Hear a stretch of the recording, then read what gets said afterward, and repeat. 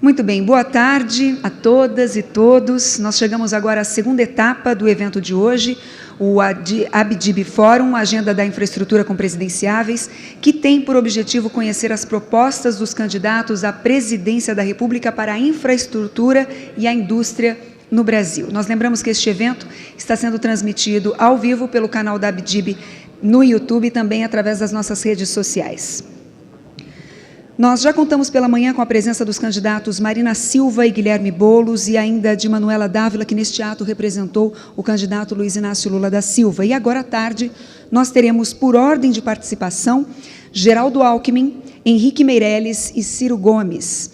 Cada candidato ou representante terá 15 minutos para a exposição livre, seguida de entrevista com 4 perguntas com duração máxima de 30 minutos. Na sequência, ele ou ela responderá mais 2 perguntas escolhidas pela plateia por votação eletrônica. E, ao término, o candidato terá a opção de conceder entrevista na sala de coletiva localizada no subsolo. A condução dos diálogos nesta tarde continua por conta da jornalista e comentarista econômica Denise Campos de Toledo.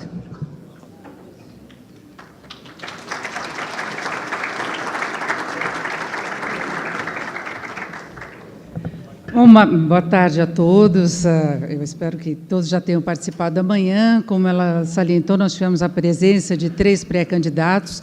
Na verdade, a Manuela Dávila representa a coligação PT-PCdoB, veio em nome do ex-presidente Lula, tivemos Guilherme Boulos e tivemos Marina Silva na primeira apresentação. E ficou evidente que todos eles têm uma preocupação muito grande com relação à retomada dos investimentos, em particular a retomada dos investimentos em infraestrutura, preocupações também com a condição que se pode estabelecer para que a indústria volte a ter um papel relevante no PIB brasileiro, situação que se inverteu aí nos últimos anos e que nós tivemos uma queda muito acentuada dos investimentos, uma perda de força do setor industrial brasileiro no PIB do país. Eles têm essa preocupação. Agora, o que a gente vê muito claramente é que cada um tem uma proposta diferente em relação à fórmula, como se pode estimular esses investimentos. Alguns defendem mais a participação do Estado, acreditando, inclusive, que essa participação possa alavancar resultados melhores para a economia e, através dessa retomada de atividade, é que viria o ajuste fiscal.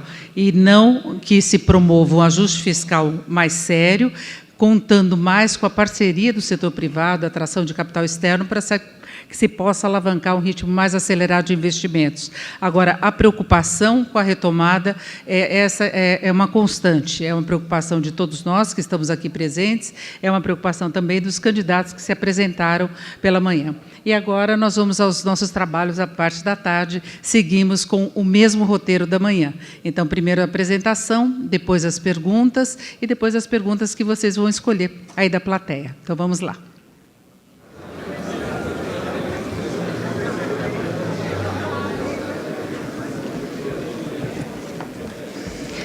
Muito bem, senhoras e senhores, estamos então retomando nossas atividades aqui no ABDIB Fórum. E agora sim, nós gostaríamos de chamar aqui ao palco o próximo candidato à presidência da República, que vai colocar aqui para a gente um pouco de suas propostas voltadas à infraestrutura e indústria no Brasil. Então, recebam Geraldo Alckmin.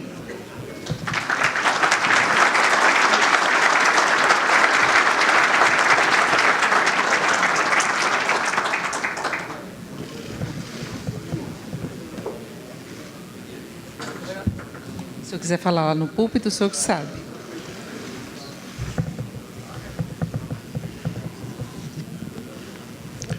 Muito boa tarde a todas e a todos. Quero cumprimentar o Britaldo Soares, presidente do Conselho de Administração da ABDIB, Venilton Tadini, presidente da ABDIB, Ralph Terra, vice-presidente, saudar toda a equipe aqui da ABDIB, cumprimentar a jornalista Denise Campos de Toledo, agradecer o convite, agradecer a presença honrosa de cada uma e de cada um de vocês e trazer uma palavra aqui sobre a eleição deste ano. Copo meio cheio, meio vazio.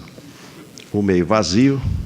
Quem assumir dia 1º de janeiro, Congresso muito fragmentado, acho que nenhum partido terá mais de 10% das cadeiras, acho que ninguém chega a 60 deputados. De outro lado, 6º ano de déficit primário. Então, já previsto na LDO do ano que vem, 139 bilhões de déficit primário. Dívida pública bruta do governo geral, chegando aí a 77% do PIB. E já começa a colocar em risco a política monetária. Então, nossa primeira medida, zerar esse déficit em até 2 anos, com o crescimento da economia, reduzindo despesa pelo lado da despesa. Veja que o ano passado, enquanto o governo federal teve um déficit primário, o Estado de São Paulo teve um superávit primário de 5,3 bilhões de reais, sem aumentar um imposto e com alto nível de investimento. Então, uma boa política fiscal zera o déficit, porque déficit primário subsequente leva a uma enorme perda de confiança e, de outro lado, recupera a capacidade de investimento do governo. Uma boa política fiscal, você não tem déficit primário e tem uma razoável capacidade de investimento público para se somar ao investimento privado e você poder crescer. O lado do copo meio cheio. Quem vencer a eleição terá quase 60 milhões de votos. Eu, que perdi a eleição para o Lula em 2006, tive no segundo turno quase 40 milhões de votos. Então, isso traz uma legitimidade, uma força muito grande. Então, os primeiros 6 meses são cruciais para você rapidamente fazer as reformas e retomar confiança, que vai trazer investimento para o Brasil. Nós não vamos ter crescimento sem investimento. A capacidade do governo de investir diminuiu, nós vamos recuperá-la. E, de outro lado, trazer muito investimento privado, com um bom marco regulatório, segurança jurídica, bons projetos. O Brasil tem demanda, que não falta aqui, demanda. A reforma trabalhista já foi feita, foi importante. Saímos de um modelo atrasado da década de 40 do século passado, autárquico de cima para baixo, para um modelo muito mais importante de relações contratuais mais flexíveis que estimulem emprego, emprego, emprego, renda, renda, renda, que é o grande desafio hoje do Brasil. Se a gente pegar da década de 30, Denise, até a década de 80, eu fui prefeito na década de 70, no início da década de 70, o Brasil crescia 11% ao ano. 11% ao ano, crescimento do PIB. Durante 50 anos, o Brasil foi o país que mais cresceu no mundo. No mundo. Uma média de 5% ao ano. O que aconteceu? Que nós estamos há 30 anos com crescimento baixo. Fora o fato de que, nos últimos anos, com a crise aí petista, nós regredimos 8% a renda dos brasileiros. O Brasil ficou caro, perdeu competitividade. Então, nós fomos buscar os melhores economistas que trabalharam na época do Fernando Henrique para estabilizar a moeda, Pércio Arida, Edmar Baixa, Zé Roberto Mendonça de Barros, dizendo, olha, nós precisamos retomar o crescimento. É possível crescer 4% ao ano? É possível dobrar a renda do brasileiro? Quanto tempo nós vamos levar para dobrar a renda dos brasileiros? Então, fizemos uma agenda de competitividade. Passa pela reforma tributária, simplificação tributária, 5 tributos, ICMS, IPI, ISS, PIS, COFINS, um só, que é o IVA. Então, a gente poder simplificar a questão tributária e faz gradualmente, né? Você vai, ano a ano, fazendo a substituição do 5 por um imposto de valor agregado. Isso é importante para a indústria, porque você deixa de onerar tanto a indústria como é hoje. Então, uma simplificação tributária. Pretendo reduzir o imposto chamado corporativo, imposto de renda da pessoa jurídica e contribuição sobre lucro líquido, compensar com a tributação de dividendos, para estimular mais empresas virem para o Brasil e as empresas reinvestirem. Você estimular a empresa a reinvestir no país, as empresas que já existem. Então, fazer uma redução, aliás, como fez os Estados Unidos, uma redução do imposto de renda de pessoa jurídica, CSLL, tributar menos o lucro e mais dividendos para estimular reinvestimento, tudo na linha de gerar emprego e renda. Reforma previdenciária, nós estamos com aí 4% do PIB de déficit na questão previdenciária, somando aí o INSS mais o setor público federal, e principalmente para corrigir privilégios. O trabalhador da indústria de base, ele vai aposentar pelo INSS, no máximo R$ 5.600, média R$ 1.400. O setor público, dependendo do poder, a média é R$ 8.000, R$ 17.000, R$ 27.000 de média. Então, tem um regime geral de previdência até o teto do INSS e, a partir daí, previdência complementar. Como já fiz em São Paulo, em 2011, já foi feita.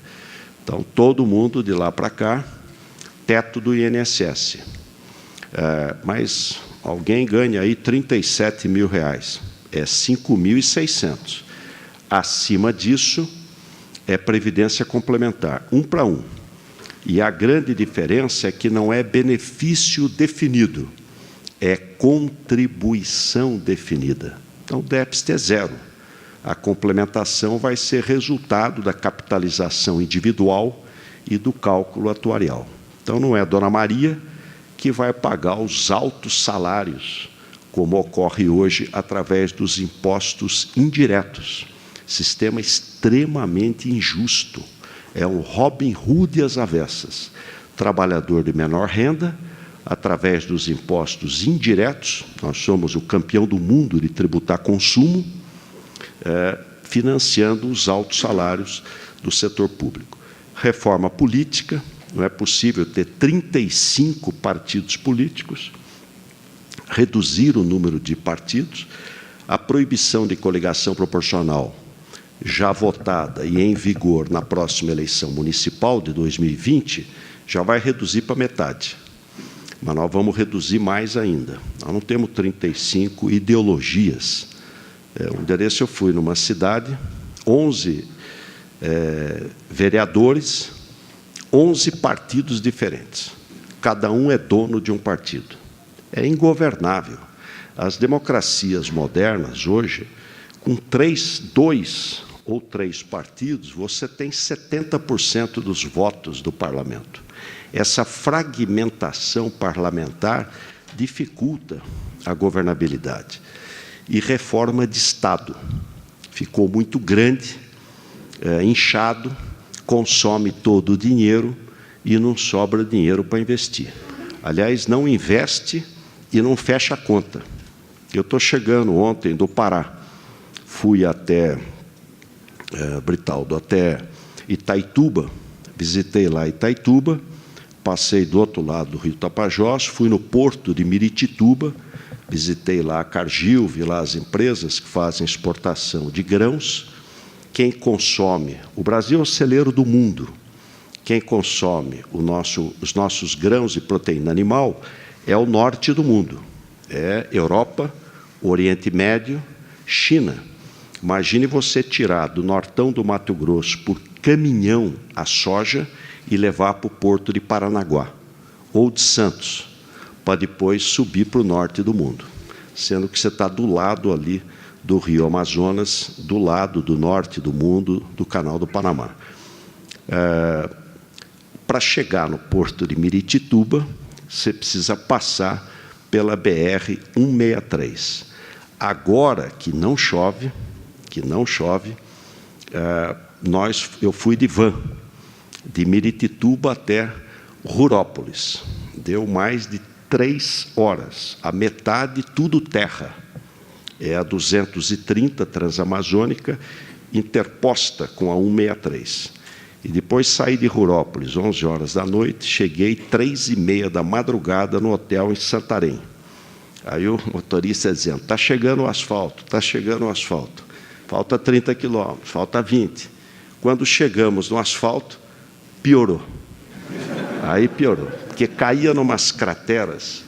Até levantei, fui lá no motor e falei, vai mais devagar, porque vai quebrar o eixo da van e nós vamos ficar aqui na beira da estrada de madrugada. É impressionante. Aí encontrei lá em Santarém, Santarém é de 1614, aliás, nome de uma cidade portuguesa. Encontrei lá um gaúcho que falou, eu vim para cá em 1953, nós estamos esperando asfaltar a BR-163 há mais de 40 anos. Mais de 40, é inacreditável, falta 100 quilômetros.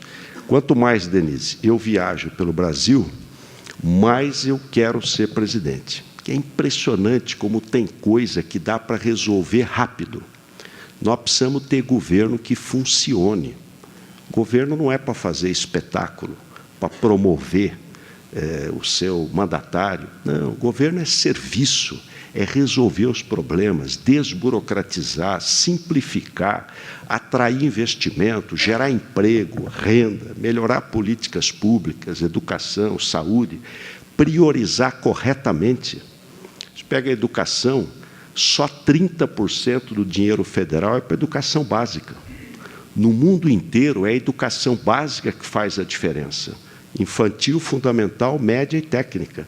Se nós crescermos 50 pontos no PISA, exame de leitura e interpretação de texto, matemática e ciências, nós vamos ganhar 1% do PIB para o resto da vida, pelos ganhos de produtividade. Trago aqui uma palavra de confiança e dizer para vocês o seguinte, vocês são os motores do desenvolvimento. Nós vamos fazer um grande programa de infraestrutura, saneamento básico, moradia, porque é emprego na veia. Emprego na veia. Um dia desse eu fui numa feira da Febraban, 8 bilhões de movimento. Agora o banco está aqui, digital. Então, o banco tem 30 mil funcionários, vai ter 10 mil. Tem 20 mil, vai ter 7 mil e tal. Tecnologia. Falei, tudo ótimo. Só que a economia moderna ainda não inventou consumo sem salário. Se as pessoas não tiverem salário, como é que vão consumir? Nós estamos com 27 milhões de pessoas sem trabalho no Brasil. Construção civil é emprego na veia, na veia. Pergunta, mas como? Ferrovia, rodovia, hidrovia, integrar modais, metrô, trem, água, esgoto, casa. Como é que vai fazer se não tem dinheiro? Primeiro, um ajuste fiscal rápido. Rápido nós vamos fazer. Grande ajuste fiscal. Segundo, reformas. O Brasil não vai mudar no grito. Ele vai mudar com reformas estruturantes. Há um princípio em medicina que diz suprima a causa, que o efeito cessa. Nós precisamos agir na causa dos problemas. Eu fico até admirado, porque eu que reuni a maior aliança do país, não é fácil fazer reformas, imagine quem não tem aliança nenhuma. E perdeu os primeiros 6 meses, esquece, você não consegue. Então, agir rápido. E, infelizmente, no Brasil, está tudo na Constituição. Ela é detalhista. Então, qualquer reforma é PEC. Você precisa mudar a Constituição. 308 votos, 3/5. Agora, não tenho dúvida que, no início do mandato, você consegue fazer as reformas, ganha confiança e vai ter investimento.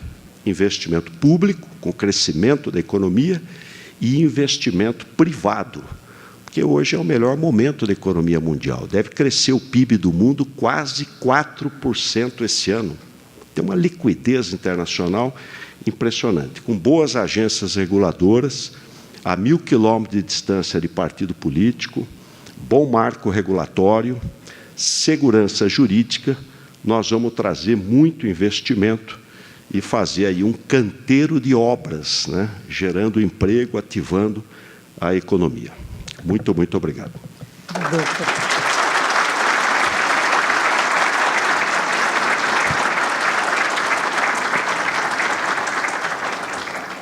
Bem, governador, vamos falar mais um pouco, então, de alguns pontos que o senhor já abordou assim, na sua apresentação, principalmente essa necessidade de ampliação dos investimentos, ao mesmo tempo que você tem necessidade de ajuste das contas públicas, né? Então, tradicionalmente, sempre há uma participação grande do setor público nos investimentos. Só que hoje é uma situação atípica, né, que o país enfrenta já há algum tempo, não é de agora. Como lidar com essa situação? Fazer um ajuste fiscal, estimular os investimentos e talvez recuperar uma capacidade do setor público investir mais. Seu microfone está aí, por favor. Olha, por isso eu falei, a primeira tarefa. Sem uma boa política fiscal, não tem política monetária boa. Porque se continuar com déficit primário, vai chegar uma hora que vai colocar em dúvida a possibilidade de solvência. E olha aí a Argentina com, né, o que aconteceu com a taxa de juros. Então, uma boa política fiscal nos permitirá reduzir os juros, ter uma boa política monetária, agir também na competitividade. Por que o Brasil tem juros 4 vezes acima da média mundial? Falta competição. Nós precisamos ter mais players, mais bancos, desregular, mais disputa, outras formas de crédito, lei geral de garantias, cadastro positivo, cooperativas de crédito, fintechs, e aí vai ter uma política de câmbio com câmbio flutuante, mas evitando a sobrevalorização da moeda. Então, como é que nós vamos fazer o ajuste fiscal? Pelo lado da despesa, fazendo uma redução grande de gastos. Muita coisa do governo não tem nenhuma razão de ser. Aqui em São Paulo, eu fechei 4 fundações. Isso era da década de 70, sobrava dinheiro. Fechei Fundação CEPAM, Serete, Sutaco, Fundap. Não aconteceu nada. Quer dizer, não tem mais prédio, não tem carro, não tem diretor, não tem conselheiro. Você vai enxugando. Privatização é importante. O governo não deve ser empresário, né? Ele deve ser planejador, regulador e fiscalizador, trazer a iniciativa privada, concessões e PPPs, que é o que nós fizemos aqui em São Paulo. Então, fizemos estradas, né, rodovias. O caso agora da rodovia entre Florínia até Igarapava, cruza o estado de São Paulo. Nós fizemos uma concessão, vai ser investido 5 bilhões, 2.000 empregos, 200 quilômetros de duplicação, Wi-Fi na rodovia, pesagem de caminhão em movimento, conceito de rodovia viva, manutenção, e o governo ainda recebeu 1,5 bilhão de ônus da concessão, porque ela foi onerosa. E o pedágio na região de Ribeirão Preto caiu 22%. Porque as concessões da década de 90, a TIR, a taxa interna de retorno, era 20%. Hoje é 8%, 9%. Então, eu vejo um espaço enorme de trazer investimento privado, com segurança jurídica, agências reguladoras e PPPs, porque tem projetos que não vão se sustentar só com investimento privado. Aí o governo precisa ter, por isso que eu destaquei no começo, olha, uma boa política fiscal, você recupera a capacidade de investimento, porque tem que ter capacidade de investimento do setor público, para você somar com o setor privado e o Brasil crescer. Se o Brasil não crescer, não tem solução. É o crescimento que vai trazer. E, para crescer, precisa ter confiança de que as reformas vão sair do papel e a gente vai ter um cenário melhor para frente. Agora, Só mais uma coisa, claro. Denise. Veja um fato interessante. Qual é o déficit primário previsto para o ano que vem? 2% do PIB. 140, 139 bilhões. Quanto o governo dá de incentivo? 4% do PIB, 280 bilhões. Será que todos esses incentivos se justificam? Nós vamos passar um pente fino em todos eles. Você não tem uma solução só. Você tem um conjunto de medidas que precisam ser feitas para você zerar o déficit e começar a ter maior capacidade de investimento. Agora, um grande desafio nesse estímulo aos investimentos é o ambiente institucional, jurídico, ambiente de negócios. O Brasil tem problemas seríssimos, a gente vê que há uma desarmonia, poder executivo, legislativo, judiciário, projetos que vão e voltam no Congresso, que são travados, que não se consegue avançar de fato, obras em andamento. O senhor enfrentou muitos problemas semelhantes aqui em São Paulo na execução de obras. No âmbito do país, há como se definir um projeto que evite esse tipo de conflito, que desestimula o investidor, né? É uma situação adversa. Eu, às vezes, no desabafo, digo o seguinte, que no Brasil a fila para reclamar é 1 quilômetro, para fiscalizar 2 quilômetros, para trabalhar vai ter pouca gente. Tais são as dificuldades, né? Nós precisamos mudar essa cultura cartorial, que não é de resultados, é de regra. Nós precisamos ter resultados, né, em benefício da população. Isso é uma mudança cultural que a gente tem que todo dia. Então, eu pretendo fazer uma grande desburocratização, simplificação. Hoje, e mudar a cultura. Deve ter hoje no Congresso 25 mil projetos de lei. A maioria criando mais uma regra e mais custo. A Assembleia de São Paulo aprovou, no final do ano passado, um projeto de lei, segunda-feira sem carne. O que tem que ver a Assembleia Legislativa com isso? Eu vetei. Aí me perguntaram, por que o senhor vetou? Eu falei, eu vetei pelo precedente, porque começa assim, segunda-feira sem carne, aí terça sem café, e, finalmente, sexta-feira sem chope. Aí é o caos, né? Mas é a cultura que permeia essa... Então, nós temos que desburocratizar, simplificar, perseguir resultados. Essa é uma tarefa, segurança jurídica. Quem vai investir 5 bilhões, 6 bilhões, adiantado, num país que o dinheiro é caro, para uma concessão de 30 anos, de 40 anos, se não tiver segurança jurídica? Agências reguladoras despartidarizadas.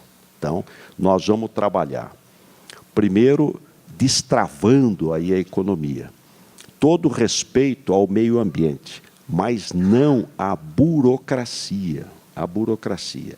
A outra, antecipar as coisas na medida do possível com o Tribunal de Contas. Procurar ter um diálogo mais rápido para você destravar as coisas. A outra, o próprio Ministério Público e o Poder Judiciário. Eu vejo que nós vivemos uma crise de legitimidade que não é só do Executivo, não. Temos que reconhecer que há uma crise de legitimidade institucional de todos os poderes. Tem que sentar, conversar, estabelecer aí um novo pacto para a gente poder avançar, o país poder retomar o crescimento. O momento é bom, porque é o momento em que a economia mundial cresce muito. Veja os Estados Unidos, pleno emprego. Então, você tem um momento bom, que não vai ser eterno, nós temos que correr. O Brasil tem pressa para poder aproveitar esse bom momento e retomar. E vai retomar o emprego através da construção, da infraestrutura, do saneamento. E olha quanta oportunidade. As descobertas aqui da indústria do petróleo e do gás, do pré-sal, cresce 20% ao ano. O petróleo, 40% ao ano. É impressionante o fato. O que eu pretendo? Quebrar o refino do petróleo, na prática. Foi muito ruim a questão da greve dos caminhoneiros, porque você criou mais insegurança. Nós, hoje, exportamos petróleo bruto e importamos derivados de petróleo. Por que não refina aqui? Né? Porque Petrobras não tem dinheiro, quebrou para tudo. Então, ela concentrou no pré-sal, que mais rapidamente gera retorno. Nós precisamos trazer o setor privado para ampliar rapidamente a área de refino. O pós-sal, chamados poços maduros, vai gerar muito emprego. Norte do Rio, Espírito Santo, Bahia, Rio Grande do Norte, Nordeste, muito emprego. Trazer investimento privado para investir nos postos maduros, que dá para você retirar ainda muito mais petróleo e gás. Agora, há um problema relacionado também ao corporativismo que nós temos aqui no Brasil. O senhor aposta muito nos primeiros meses de governo como uma forma de ir no embalo do resultado das urnas e conseguir uma adesão maior no Congresso. Agora, a gente sabe que nem sempre isso ocorre. Há uma pressão muito forte contra várias iniciativas do governo, a começar pelas reformas. Nós vimos isso em relação à reforma da Previdência. É quase inevitável que não tenha de novo reforma, principalmente se pegar o setor público, o funcionalismo, e isso em relação a programas de privatização, de concessões. Há pouco eu estava lendo que foi derrubada aquela liminar que estava suspendendo o leilão de distribuidora. Nós já tivemos pelo menos umas 5 decisões judiciais recentes em relação a isso, que não é nem um mega projeto, né? A concessão de distribuidoras que estão inviáveis financeiramente. Então, como organizar esse apoio e vencer essas resistências que são tradicionais aqui no Brasil? Tem até uma conotação meio ideológica, mas é uma resistência muito forte. Então, e dentro de um quadro de fragmentação partidária na Câmara. E quase tudo PEC. Se você pegar a reforma da Previdência, só a alíquota você pode fazer por lei. Todo o restante é emenda constitucional. Por isso eu destaquei. Se tiver convicção, é no começo. Eu já pretendo, em janeiro, está tudo pronto, já está sendo elaborado. Medidas macro e microeconômicas. E acho que consegue, porque quem for eleito, a força da democracia é o voto. O presidencialismo tem um lado ruim, é canelada para todo lado. No parlamentarismo, o debate é dos partidos e das propostas. E assume o primeiro-ministro o partido que conseguiu maioria no parlamento. O presidencialismo é um embate até pessoal, de personalidades. Mas o lado bom é que quem ganhar, a força do voto é muito grande. Se tiver convicção e for rápido, consegue. Eu não tenho dúvida de que consegue. Eu já fui deputado federal 2 vezes, conheço bem o parlamento. Qual foi o problema? Quando o governo atual priorizou a PEC do teto, ao invés da reforma da Previdência, abandonou a reforma da Previdência, porque deixar para o último ano, alguém ia achar que em ano de eleição você ia fazer macro-reforma, impossível. E a PEC do teto, sem as reformas, ela é uma mera boas intenções. Aliás, nós reduzimos gastos em São Paulo, vendemos avião, helicóptero, contratamos Cabify, devolvemos automóvel, aluguel, prédio, sem precisar ter PEC nenhuma. E veja o paradoxo. Você faz uma PEC do teto de que não pode as despesas que não sejam dívida, todas as despesas, excetuados o serviço da dívida, não podem crescer mais que a inflação. Só que, para ter uma ideia, o governo, em 2016, deu aumento para o funcionalismo. 16, 17, 18 e 19. É o único lugar do mundo que você dá aumento com 4 anos de antecedência, sem saber quanto é a inflação. Uma das categorias, aliás, das mais do top, o reajuste foi, em 16, 12%. Em 17, 11,5%, sobre os 12. Este ano, 11%, sobre o 12 e 11,5%.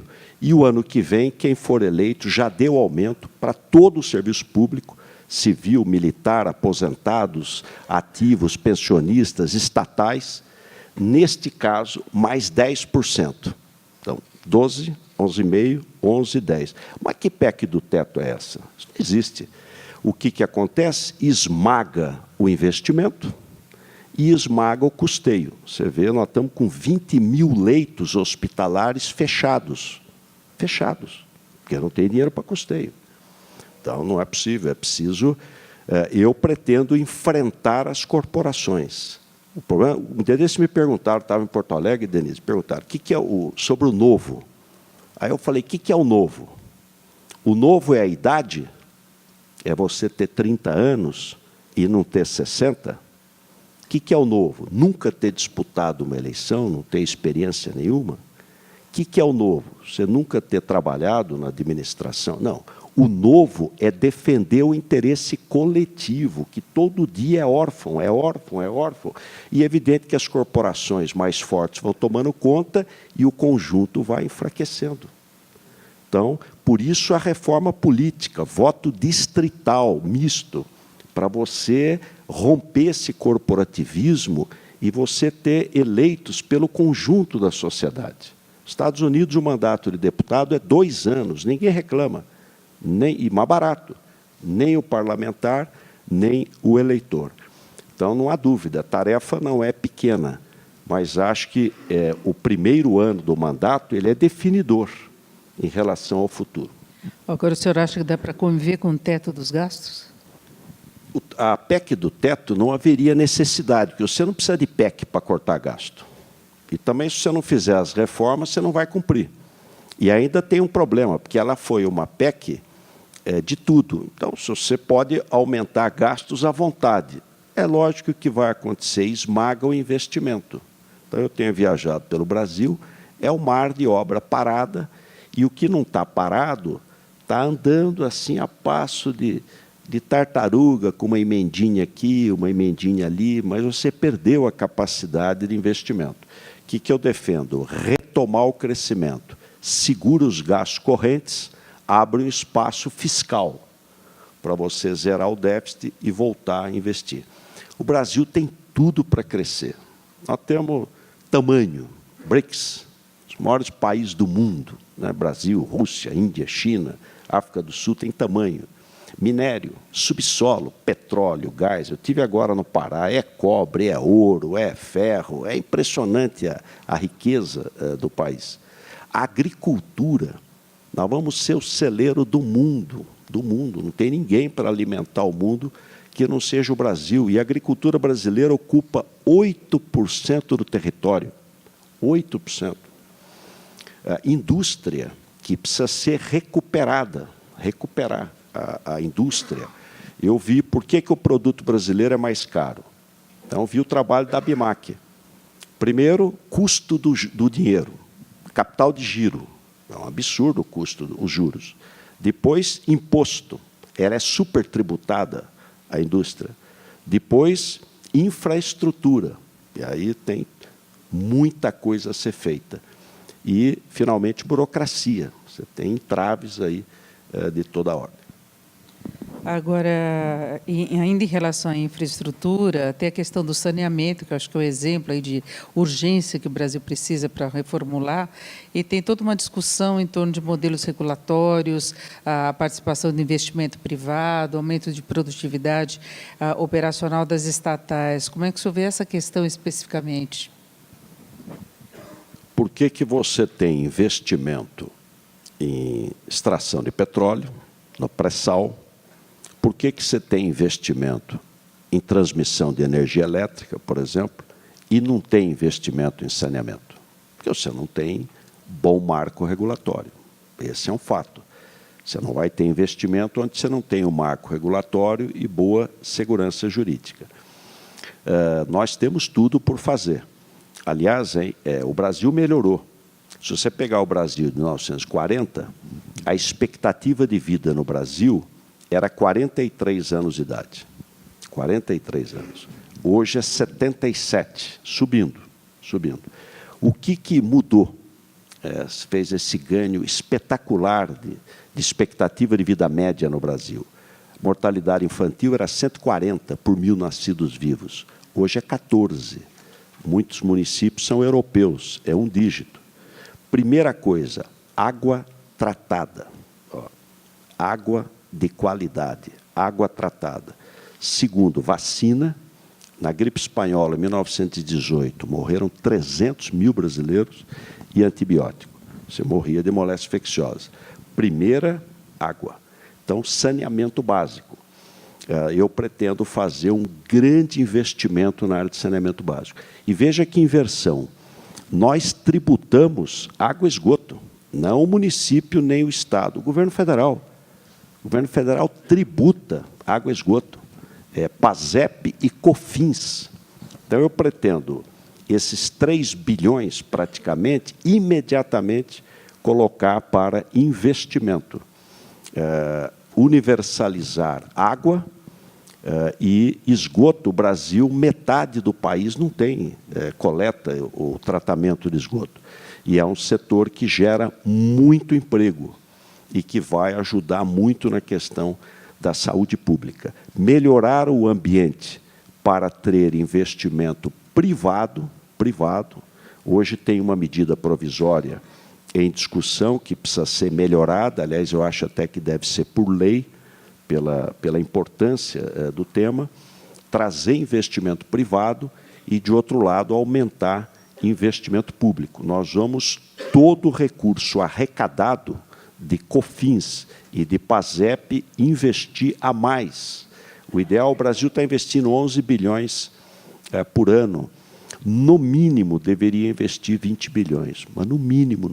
E ainda levará longos anos para poder universalizar o saneamento básico. Bom, e agora falando de indústria, que tem perdido muito a participação no PIB nacional, é um problema relacionado aí a vários fatores, não apenas a perda de ritmo da economia. Agora, isso tem impacto em toda a atividade econômica, renda, emprego, arrecadação. Aí tem toda uma discussão em torno de crédito público, subsídios. O senhor mesmo falou da necessidade de se manter juros baixos, mas aí haveria uma participação de bancos públicos, como fica o BNDES, qual seria a sua política industrial, os pontos principais? Olha, crédito é fundamental, né? E nós temos baixo crédito. Nós temos no Brasil menos de 60% do PIB de crédito, o Chile tem 120%. Então, você precisa ter melhor oferta de crédito e, de outro lado, agir para poder ter mais competição e ter juros menor. E uma boa política fiscal. Não pode continuar achando que vai resolver com mágica um déficit desse tamanho. A indústria é essencial, porque ela agrega valor.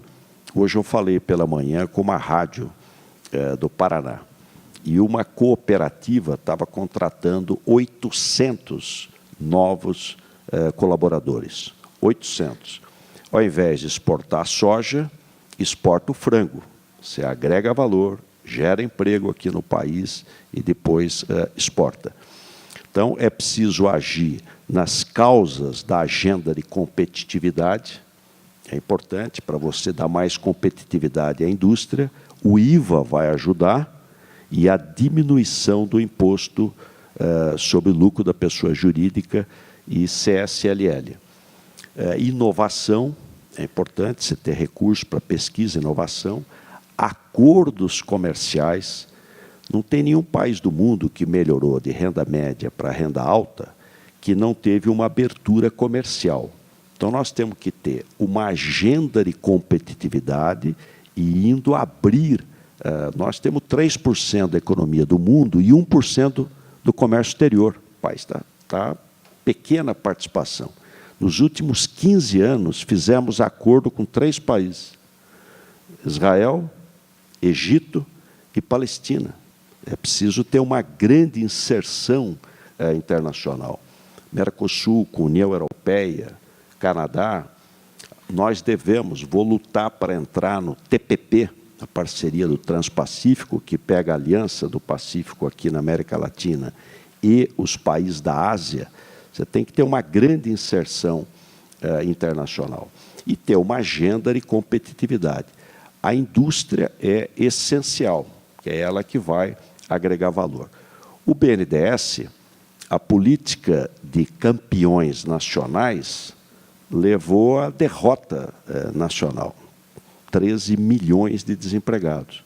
Nós precisamos não ter alguns, né, com benefício, mas que todo o setor produtivo possa ter juros mais baixos.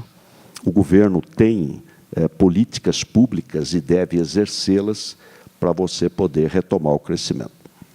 Agora, isso passa por toda essa melhoria de ambiente de negócio que nós estamos falando, que envolve estabilidade, credibilidade e tudo mais. Né? Não há dúvida. Aliás, São Paulo foi eleito agora entre o primeiro dos 5 estados mais eficientes do país e o de melhor ambiente de negócios na América Latina. Bom, terminamos essa etapa de perguntas. Agora as perguntas vão vir da plateia, que vai escolher da nossa lista. Nós estamos fazendo assim com todos os candidatos, então vamos seguir. Neste momento, a plateia vai escolher uma pergunta. As 2 mais votadas serão respondidas pelo candidato. Vamos às perguntas. Número 1. O Brasil precisa de mais metrôs e trens urbanos e regionais. Congestionamentos são crescentes, mesmo com a economia deprimida e 13 milhões de desempregados. A responsabilidade é local, mas a descoordenação e a baixa capacidade técnica e financeira dos municípios dificultam avanços. O setor privado tem apetite, mas faltam projetos. O que o seu governo pretende fazer? Pergunta de número 2. Em relação às agências reguladoras, a interferência política tem causado problemas. Há vacâncias nas diretorias. O orçamento é insuficiente para a operação das agências. Servidores sentem-se ameaçados pelos órgãos de controle e preferem não tomar decisões em muitos casos. A solução de conflitos, não raramente, é direcionada ao Poder Judiciário. Qual será a diretriz para reverter essa situação? Pergunta de número 3. A criação do PPI, Programa de Parceria de Investimentos, melhorou a articulação com o setor privado e a governança entre órgãos públicos. Projetos têm sido apresentados com mais solidez técnica e financeira. Qual a sua avaliação sobre a manutenção ou não, reforço e eventual ampliação deste programa? Para votar, basta digitar o número correspondente à pergunta escolhida no keypad que se encontra na poltrona à sua frente. Os senhores têm 20 segundos para escolher uma pergunta.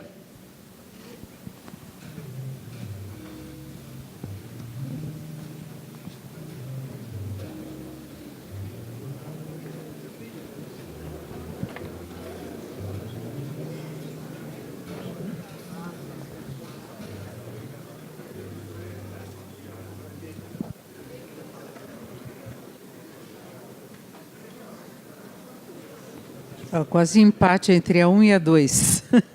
A 2 primeiro, é isso, é 38, não é isso? Ela está forte, então vamos a 2.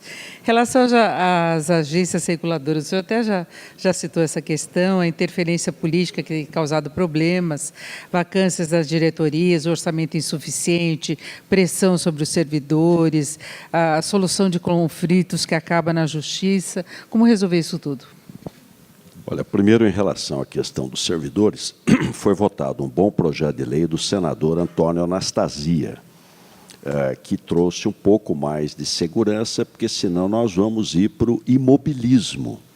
Não é possível, quer dizer, então o projeto de lei do senador Anastasia trouxe, explicitou um pouco melhor a questão da responsabilização do agente público para você não ter aí uma paralisia. Segundo, governo, quem ganhou a eleição tem que governar com quem ganhou. Escolha os melhores quadros para governar. Governo. A agência reguladora é agência de Estado.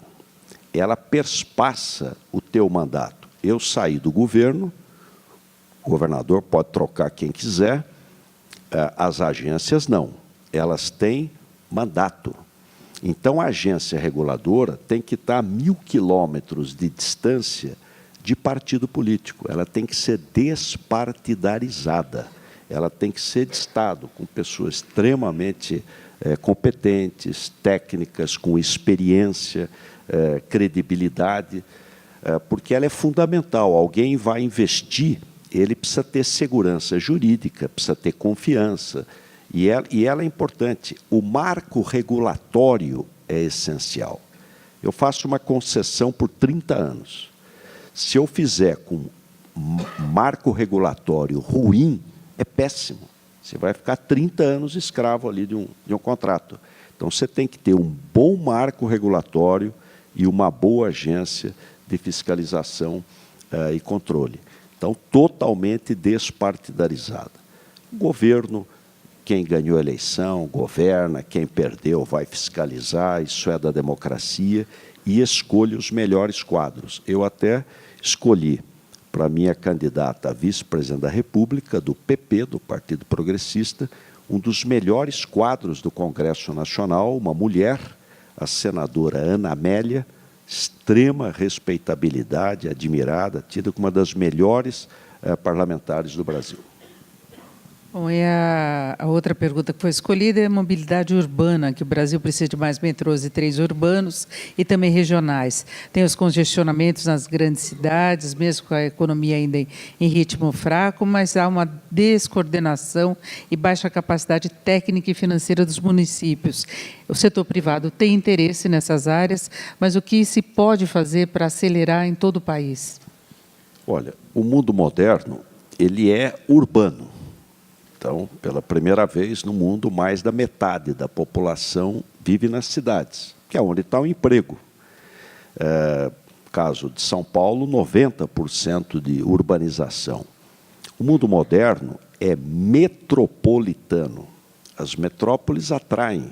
Isso é um fenômeno mundial. Pega a grande Tóquio, 34 milhões de pessoas. Mumbai, na Índia, 26 milhões.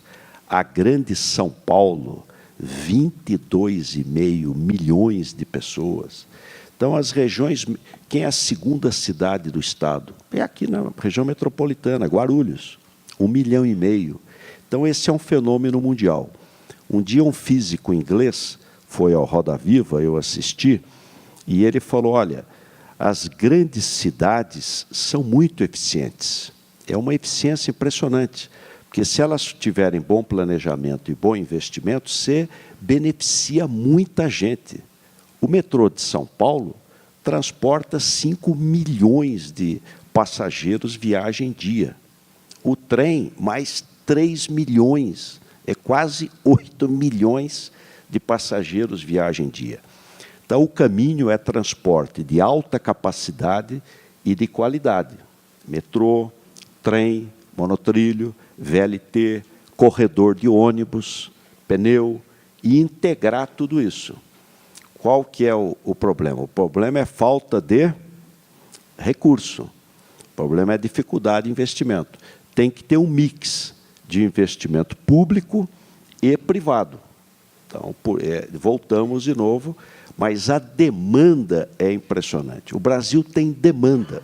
Se tiver bons projetos, bom marco regulatório, melhorar a questão do crédito, a gente pode dar aí um grande salto. Eu assumi em 2011, nós tínhamos 60 quilômetros de metrô. Nós vamos terminar dezembro com 89 quilômetros de metrô, numa crise sem precedentes, porque quando cai 3,5% o PIB, a sua arrecadação cai 5%. Ela maximiza. Quando cresce, cresce mais. Quando cai, cai mais. Porque o empresário primeiro paga os seus colaboradores, depois a matéria-prima, os seus fornecedores, se sobrar dinheiro, paga imposto. Então, despenca a arrecadação. Mesmo nesse cenário, nós tivemos investimentos vultosos. Nós estamos passando de 60 para 89 quilômetros de metrô aqui em São Paulo. Aliás, esse mês vão ser entregues mais 3 estações de metrô e até dezembro ainda mais. O mês que vem, provavelmente, quem for São Paulino vai poder ir para o Morumbi de metrô, com a nova estação Morumbi, ali na Francisco Morato, com a João Jorge Saad. Quem for do Santos para a Vila Belmiro vai ter que esperar um pouquinho mais, mas nós chegaremos lá, né? Agora, governador, de qualquer modo, nós estamos quase encerrando, a gente vê, mesmo em São Paulo, tendo bons projetos ou não, é uma constante atraso de obras no Brasil. Parece que é uma coisa viciada, né, de se ter atraso sempre, em rodovia, ferrovia, em metrô, estação, as pessoas ficam esperando assim. Eu sou São Paulina, estou esperando já faz tempo isso daí no Morumbi. Então, como é que se dribla essa dificuldade que nós temos no Brasil? É burocracia, é falta de projeto bem estruturado no começo? O que acontece com o Brasil? Você tem aí um conjunto de várias questões. Primeiro, não são obras pequenas, são obras grandes. Você, Denise, passa, não você, mas passa por uma crise, né? O Brasil perdeu aí 8% do PIB. Você não pode atrasar salário. São Paulo nunca atrasou salário, tudo em dia. Você não pode reduzir polícia, hospitais. Nós temos 100 hospitais, as melhores universidades do país, 130 mil policiais, aposentados, pensionistas. Então, claro que você diminui um pouco o ritmo de investimento. A hora que a economia volta, você acelera mais o crescimento. E com dificuldade de crédito, porque o governo federal, ele emite título, o Congresso aprova e vai andando, vai se financiando o déficit com nova dívida. O governo do Estado, você precisa pedir autorização para o Congresso Nacional, para o governo federal. Ele diz, eu entendo que não devo autorizar. Você fica sem crédito. Obras grandes, você precisa de financiamento. Então, com tudo isso, nós conseguimos, linha 4, nós vamos entregar todas as estações até o Morumbi, são 5 estações novas, Oscar Freire, Higienópolis, todas elas, vai ficar faltando só Vila Sônia, que é a última já na divisa com o Taboão da Serra. Linha 5, todas entregues até Chácara Clabim, são 11 estações novas, ACD, Servidor, Moema, todas elas, está praticamente pronta, está na fase final. A linha 15, que é o monotrilho da Zona Leste, todas também serão praticamente entregues. A linha 17, essa teve um atraso, porque você tem, que é a do aeroporto de Congonhas, porque você tem vários lotes e a crise não foi só no governo, as empresas também passaram por grande dificuldade. Então, você teve problema também com as empresas. Mas o ano que vem estará entregue toda ela. Nós vamos ter os 2 aeroportos ligados pelo sistema metroferroviário, aeroporto de Congonhas pela linha 17 e Cumbica já está ligado, que é a linha 13. O mês que vem deve começar um trem direto da Luz até o aeroporto, em 27 minutos. Deve custar, acho que, R$ 8,00, uma coisa assim, R$ 10,00. É direto, já começa a ter. Alguém pode reclamar, mas não chegou lá dentro do terminal. Não chegou porque o concessionário não nos permitiu. Nosso projeto tinha mais uma estação. Eles não nos permitiram, a concessionária federal, dizendo, olha, eu vou fazer aqui um shopping center, você não pode chegar aqui. Então, se comprometeram a pôr um people mover, que levaria em todos os terminais, até porque tem vários terminais, os passageiros. Também não fizeram pela crise, mas puseram gratuitamente um micro-ônibus que leva todo mundo para os respectivos terminais. O VLT em Santos está funcionando, já está licitada a segunda etapa do VLT, que é o veículo leve sob trilhos.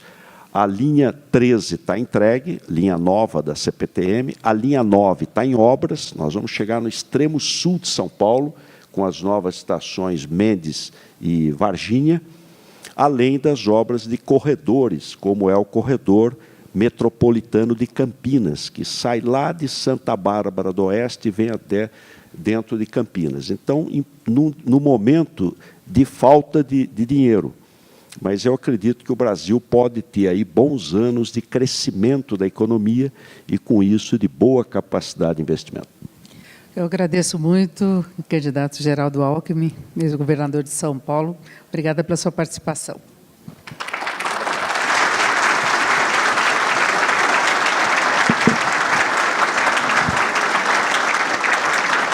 Nossos agradecimentos.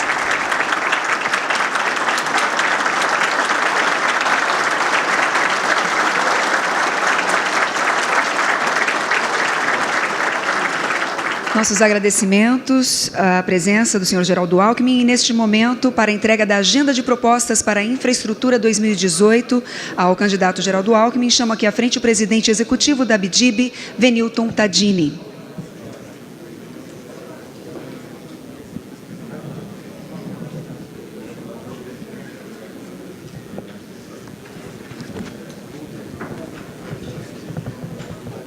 Governador, muito obrigado pela participação. É um prazer tê-lo aqui conosco, sempre atencioso com a ABDIB. E aproveito a oportunidade para entregar a Agenda de Propostas para a Infraestrutura 2018. O documento foi preparado ao longo desse semestre e que colocamos várias sugestões que esperamos que possam ser incorporados em seu programa de governo para recuperarmos aí o investimento em infraestrutura. Muito obrigado pela sua atenção. Okay.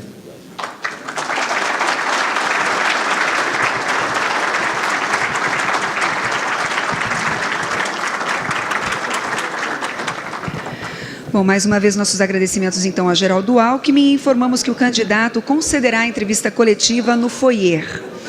Nós informamos ainda que nós temos água à disposição dos senhores nas laterais deste auditório. Lembramos que estamos transmitindo ao vivo através do canal da ABDIB, pelo YouTube e também através das nossas redes sociais.